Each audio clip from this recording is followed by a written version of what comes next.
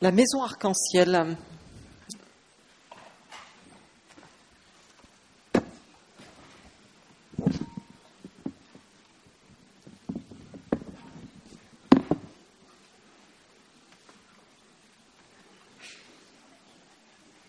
Il y aura un temps de questions juste après.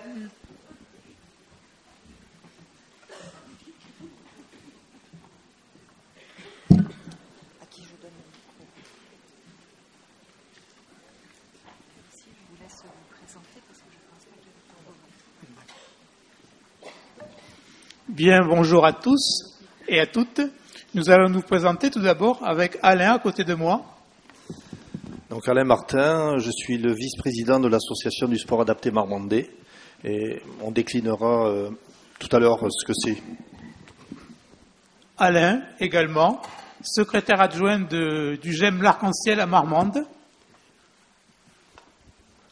Michel Bourges, le président de l'Arc-en-Ciel à Marmande. Donc par rapport à toutes les structures, toutes les assos qui se sont présentées depuis ce matin, nous on n'a rien préparé. Il n'y a pas de slide, donc on ne lèvera pas le doigt pour faire passer la diapo suivante. On a juste un petit film, une petite vidéo de 6 minutes qui arrivera tout à l'heure et qui fera parler les adhérents de la maison Arc-en-Ciel. Mais pour venir à la maison Arc-en-Ciel, il faut revenir d'abord à l'origine. On est en 1990 et à l'hôpital de jour adulte de Marmande, qui un temps, au niveau du pôle, au niveau de la Candélie à Agen, a été le chef de service s'appelait François Tosquelles. Donc peut-être ceci explique cela, la création de la SAM puis de la maison Arc-en-Ciel. Donc en 90, l'équipe de l'hôpital de jour a, dans une conversation avec des patients de l'hôpital de jour, leur demande mais pourquoi vous n'allez pas dans les clubs sportifs traditionnels, pourquoi vous vous engagez pas, vous n'allez pas faire du sport, etc. Et donc la réponse est évidente, parce qu'ils nous veulent pas, parce que tout est basé sur la compétition, parce qu'on n'a pas notre place. Et donc là, je m'entends dire, et si on inventait un club, est-ce que vous partiriez dans cette aventure ? La réponse est unanime. Donc on met à peu près 1 an pour créer une association qui s'appelle donc l'Association du sport adapté Marmandais et qui avait pour unique but de faire pratiquer du sport en dehors des heures de soins. Donc Michel, dès le début, tu faisais partie de cet assaut.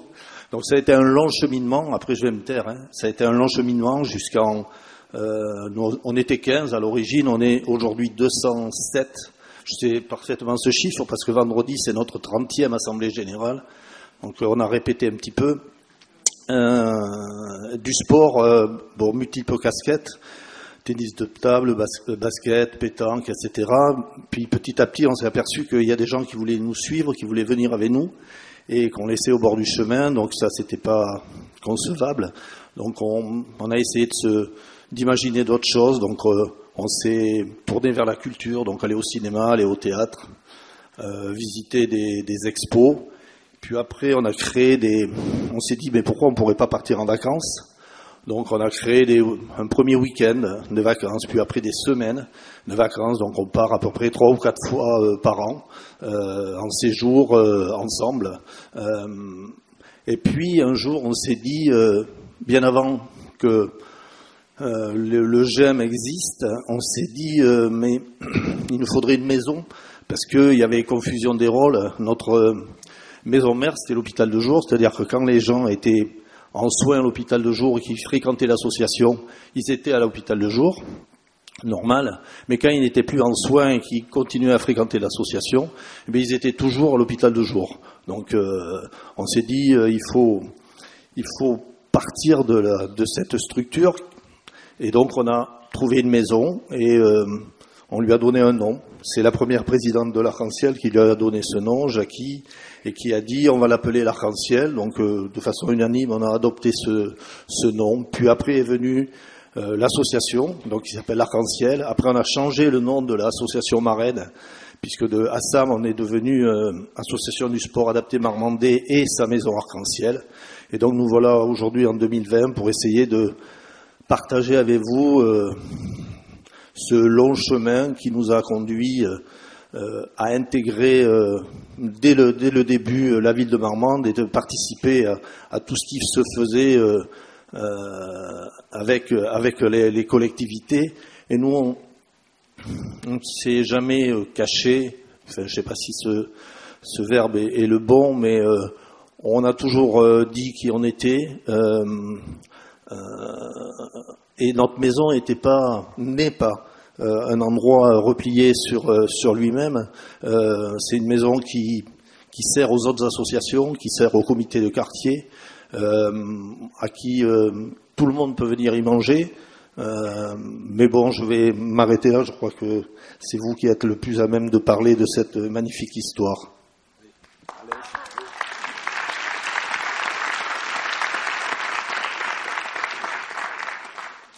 Donc la maison, l'Assam l'Arc-en-Ciel a été créée en 2000. On a loué une première maison en 2009. Ensuite, en 2010, on a créé la deuxième association à côté de l'Assam qui s'appelle l'Arc-en-Ciel. Et cette association a pour but de faire pratiquer un certain nombre d'activités en autonomie par rapport à la maison l'Assam. Donc cette maison, elle propose un certain nombre d'ateliers. Donc des ateliers concernant la peinture, la photo, le dessin, l'aquariophilie, la cuisine, l'informatique, etc. La radio, oui, point important.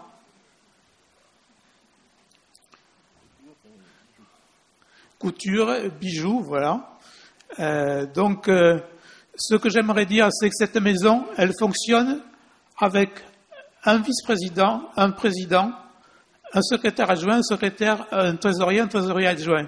Donc c'est une maison autonome qui pratique l'autogestion dans la mesure où depuis le 1er juillet 2015, on est reconnu comme GEM. C'est vraiment la maison qui gère l'argent. C'est pas une association gestionnaire ou l'association marraine qui gère l'argent. Bon, bien sûr, il y a un trésorier qui est aidé par un expert comptable pour établir certains documents comme le bilan ou le compte des résultats, mais c'est le trésorier et le bureau qui détiennent carte bancaire, chéquier, et c'est eux qui décident des dépenses en collaboration avec les autres membres du bureau et du CA de l'Arc-en-Ciel. Voilà. Michel, tu as quelque chose à rajouter ?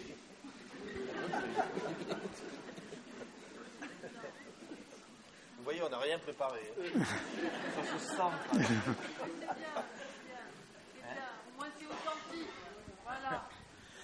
Donc la maison est ouverte du lundi au vendredi, de 9h à 17h, mais à 8h du matin, la maison est quand même ouverte pour ceux qui veulent prendre le café.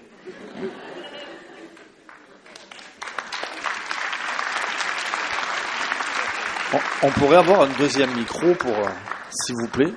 Merci. Je vais essayer de relancer un petit peu la mécanique. Donc on est ouvert, c'est ça Michel, hein, on est ouvert du lundi au vendredi, mais aussi le samedi. Oui. Alors un truc extraordinaire, c'est que quand on a créé cet asso, au début, honnêtement, hein, au début ça a été très compliqué parce que Alain, Michel et d'autres n'avaient pas, vous me dites, hein, n'avaient pas suffisamment confiance en eux. Puis on leur avait jamais demandé de faire ce qu'on allait leur dire, c'est-à-dire la maison c'est bien beau, mais il faut l'ouvrir, la fermer, etc. Donc il faut des clés, ça commence par ça.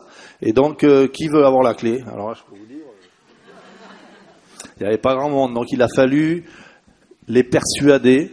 Tu m'interromps, hein, vous m'interrompez. Les persuader qu'ils en étaient capables. Au début, ils m'appelaient, moi par exemple. Quand la bouteille de gaz était vide et qu'il fallait acheter une autre bouteille de gaz. Donc on leur a dit, écoutez, ce qu'il faudrait, c'est quand même ouvrir un compte bancaire, avoir une carte, etc. On était les bénévoles, donc on est 207 adhérents, et il y a une bonne trentaine de bénévoles. Et donc les bénévoles étaient vraiment, au début en tout cas, très présents. Parce que on devait lutter aussi contre nos propres peurs. Hein. Et puis, petit à petit, enfin, je fais plus rien, quoi. Ils m'ont pas foutu dehors, mais presque. Ils me gardent par charité. Et ce qu'il y a d'extraordinaire, c'est que on organise des séjours. Et qu'est-ce que tu fais? Ben oui, parle-en, oui. Donc, je suis aussi au culturel à la maison arc-en-ciel. Et j'effectue des voyages à la journée, au week-end ou à la semaine. Par exemple, plusieurs fois on est allé la semaine à Biscarrosse. Une participation. Et on finit toujours pour un petit restaurant à la fin. C'est comme dans Astérix. Avant le retour. Après, culturel, des musées, des spectacles, tout ça, j'organise moi-même à la journée, quoi. Mais est-ce qu'il y a des bénévoles avec vous quand vous partez une semaine à Biscarrosse avec les véhicules de l'assaut? Non, il n'y a pas de bénévoles. D'accord. Voilà. Et je me rappelle, c'est l'an dernier, on nous a demandé, là, comme aujourd'hui, de venir faire une petite intervention à Paris. Je me souviens plus dans quelle structure hospitalière. Et il y avait beaucoup moins nombreux que là. Et à un moment donné, dans la salle, il y a une personne qui nous a demandé si on faisait des ordres de mission. Quand on sortait, on a dit non. Quand on a envie de faire quelque chose, c'est pas compliqué. Si c'est possible, raisonnable, raisonné, on le fait. Voilà, tout simplement. Par exemple, tu as parlé, Michel, de l'aquariophilie. Donc, pourquoi on a fait il y a des aquariums chez nous, oui. Chez vous. Nous avons une personne passionnée d'aquariophilie. Et qui est fasciné par ça, et qui a dans la maison arc-en-ciel 3 aquariums, mais aussi dans une maison de retraite à côté.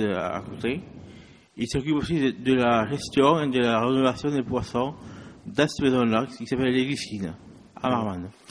Et normalement, il y aura un autre aquarium qui va être né, qui est en train de prendre forme, le projet, qui sera celui-là dans la mairie, et géré encore par la même personne qui s'en occupe. Ouais, c'est ce qu'on a essayé de tisser des liens dès le début. Dès le début, on a essayé ensemble de s'intégrer dans la vie de la cité, dans la vie de Marmande. Notamment avec ce CAS, auquel on sert des goûters, 4 fois par an. On sert la boisson, café, chocolat, thé, gâteau. Orangina. Non, il n'y a pas d'orangina. Non. Non, il n'y a pas d'orangina. C'est pour les retraités. Ouais. Pour vous dire, alors c'est pas le monde des bisounours, mais pour vous dire comment notre assaut est considéré au niveau de la ville de Marmande. Donc Michel a parlé d'une résidence pour personnes âgées. Il y a une centaine de personnes qui vivent dans des petits appartements, là tous ensemble, avec un peu d'animation. Et il y avait bien évidemment une association qui faisait l'animation. Et un jour, le couple qui animait cette résidence avec le bureau et tout ça, sont partis en voyage et la dame a fait une phlébite et ils ont voulu arrêter. Donc le groupe qui animait la maison de retraite n'existait plus, l'association allait disparaître. Et là, la mairie a fait 3615 code arc-en-ciel pour nous demander si on voulait pas prendre en charge l'animation de la maison de retraite. Donc on s'est réunis, on a dit non, parce qu'on n'en était pas capable. Mais par contre, on leur a dit on veut bien faire une animation par mois. Donc effectivement, une fois par mois, les adhérents de l'Arc-en-Ciel font un loto à destination de la résidence Les Glycines.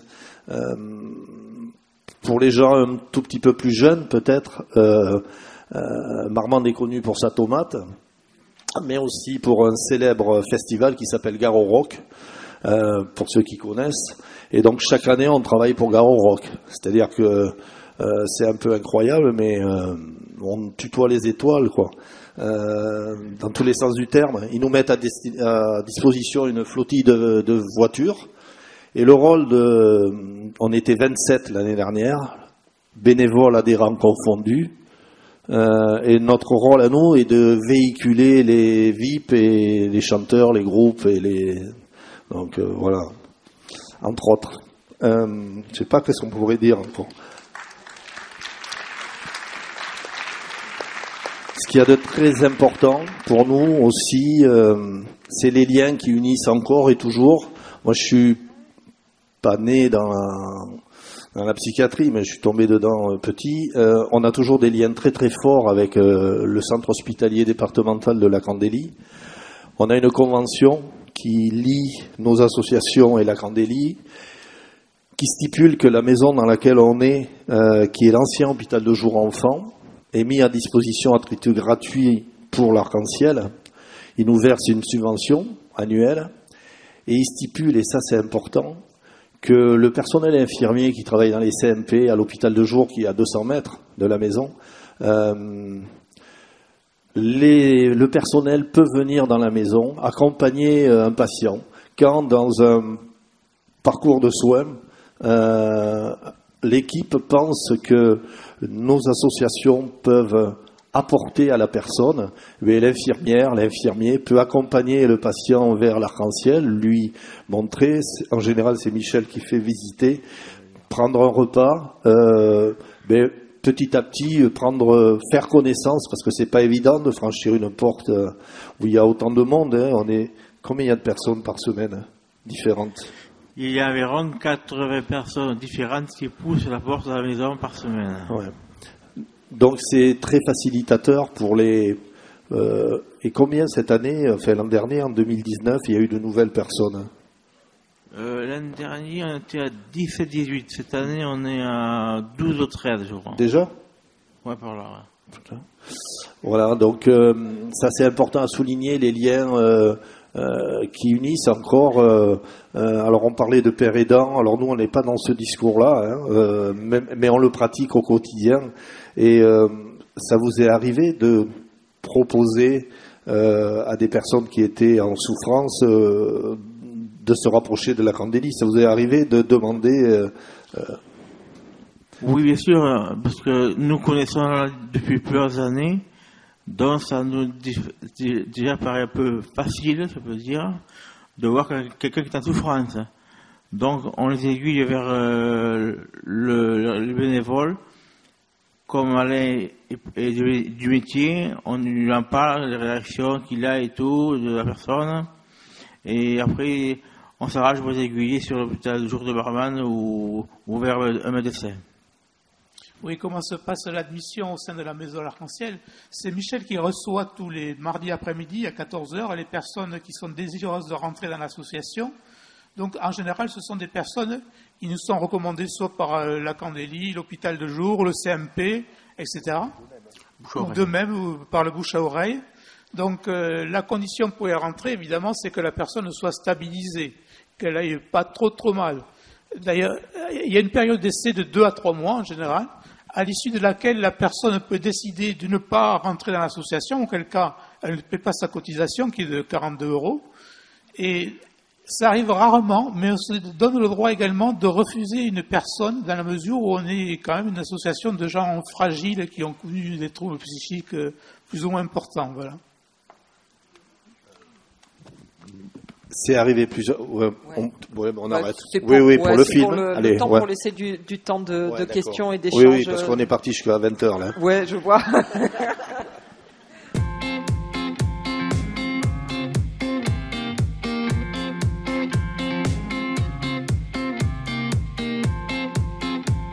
Alors, je fréquente l'Arc-en-Ciel depuis février 2017, donc ça va faire déjà 3 ans. J'ai connu l'association par le biais de la Candélie qui m'ont parlé de l'association. Ma psychologue m'en a parlé et Patricia Dulce m'a dit de venir parce que Patricia trouve que c'est un lieu très très bien où il y a beaucoup de partage et d'échanges. C'est une adhérente de l'Arc-en-Ciel, c'est une grande amie à moi. J'ai connu grâce à l'hôpital de jour de Marmande, l'hôpital Geoffroy, c'est-à-dire que j'ai passé plusieurs années comme pensionnaire, si je puis dire, à l'hôpital de jour. Et quand j'ai appris qu'une maison s'ouvrait, notamment en 50 avenue d'Élysée-Reclus, j'ai profité de l'occasion pour faire des activités. Avant, je fréquentais l'hôpital de jour à Marmande. Et c'est Xavier qui m'a fait connaître cette maison L'Arc-en-Ciel qui venait d'ouvrir en avril de cette année-là. Et donc j'y suis rentré en juillet. Pour la mosaïque. Comme je faisais de la mosaïque à l'hôpital de jour, il a vu que je me débrouillais bien, il m'a proposé de faire un atelier à la maison Arc-en-Ciel.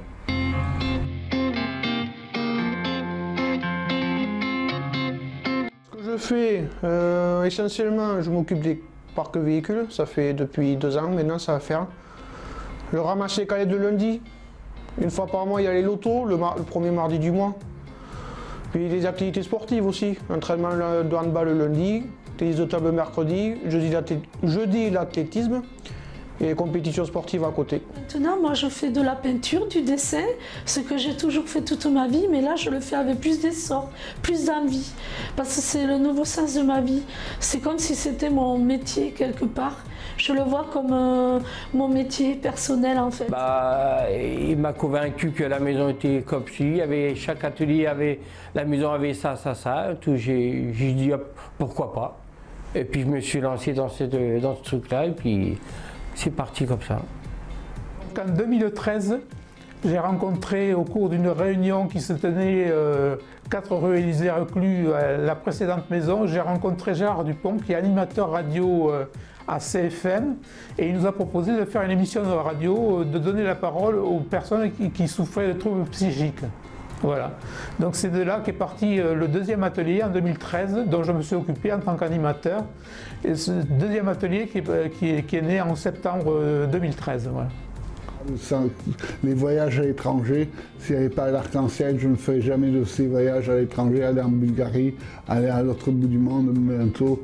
C'est vraiment un challenge pour l'équipe que je félicite parce que organiser des voyages pour une dizaine de personnes à l'autre bout de la planète, c'est pas donné à n'importe qui. Quand je dis à l'autre bout de la planète, c'est du concret. Par exemple, quand ils sont allés voir les orques au nord de la Norvège, jamais j'aurais cru, même pour des gens normaux, que ça serait facile. Eh bien, ils ont organisé quelque chose. Ça n'a pas été facile, mais ils ont organisé quelque chose et tout le monde est rentré dans la bonne joie et la bonne humeur.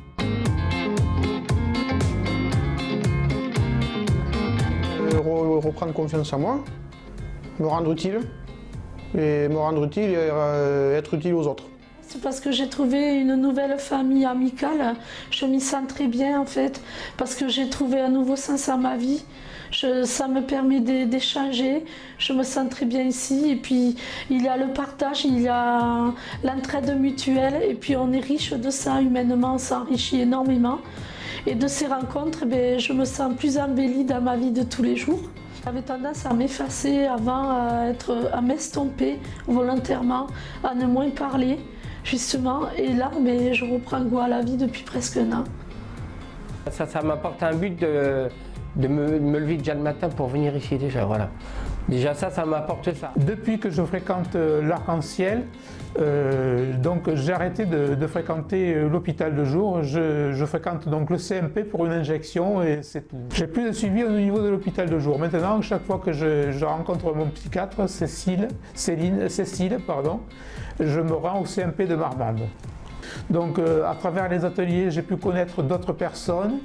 Et puis avec ces personnes, nous sommes en empathie parce que ce sont des personnes qui, comme moi, ont subi des souffrances psychiques, que ce soit de la schizophrénie, de la bipolarité, de la dépression, etc. ou d'autres troubles. Donc ces personnes se comprennent mutuellement. Ça m'a apporté beaucoup de choses, tant au plan mental qu'au plan physique et psychologique. C'est-à-dire, oui, je vais expliquer. Autant physique, quand on est tout seul, on a tendance à se négliger, à faire moins de sport, moins d'activités, à moins sortir, et donc on se sédentarise et on a le problème d'obésité. Au plan de vue psychologique, il y a un mieux-être, puisqu'on voit des gens, on peut discuter, dialoguer, faire des activités ensemble. Et au point de vue mental, par rapport aux médicaments, on peut améliorer les médicaments. On en prend moins et on se porte mieux.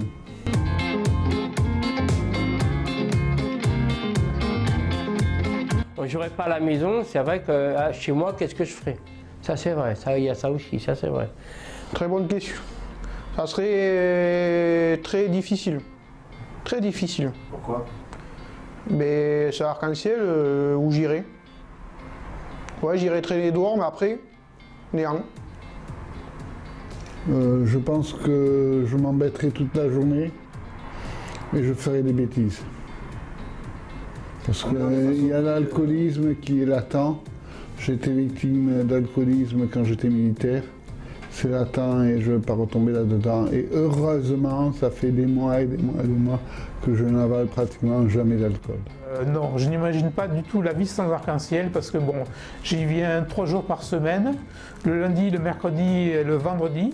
Quelquefois, il m'arrive de venir le samedi pour ouvrir la maison qu'on ouvre à tour de rôle avec Michel, Xavier et quelques autres personnes. Voilà. Je voudrais dire, avant de rendre l'antenne, que sans cet assaut, je dirais, je ne serais pas le même homme. Ça m'a appris beaucoup pour le travail en commun, même si à l'armée j'ai une grosse expérience.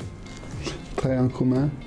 Le fait d'être en empathie et en communication avec ses autres patients, je dis patients.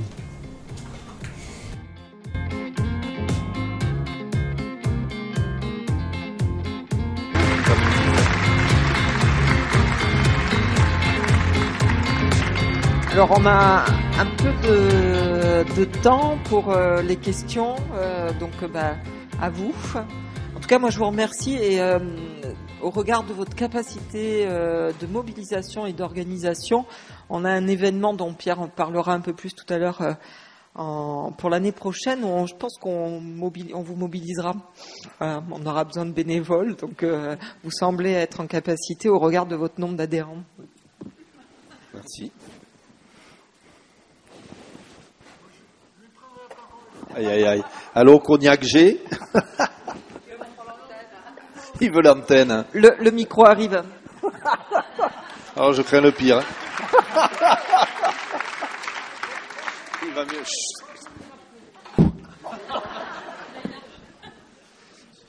Bonjour mesdames, bonjour mesdemoiselles, bonjour messieurs. Je m'appelle Xavier de Scorail, comme vous pouvez bien vous en douter. Je vais travailler 2 minutes, pas plus. Je tiens à remercier tous mes collègues et camarades qui travaillent dans le GEM Arc-en-Ciel et à l'ASAM de Marmande. La prestation qu'ils vous ont fait ce soir n'est pas dupe, c'est-à-dire, on n'a rien préparé, ça c'est une vérité, mais surtout, on est là pour vous en faire partager le fruit. Pourquoi on partage le fruit? Pour 2 choses. La première, parce que c'est bon à manger. La seconde, c'est que depuis Adam et Ève, on a toujours partagé le fruit.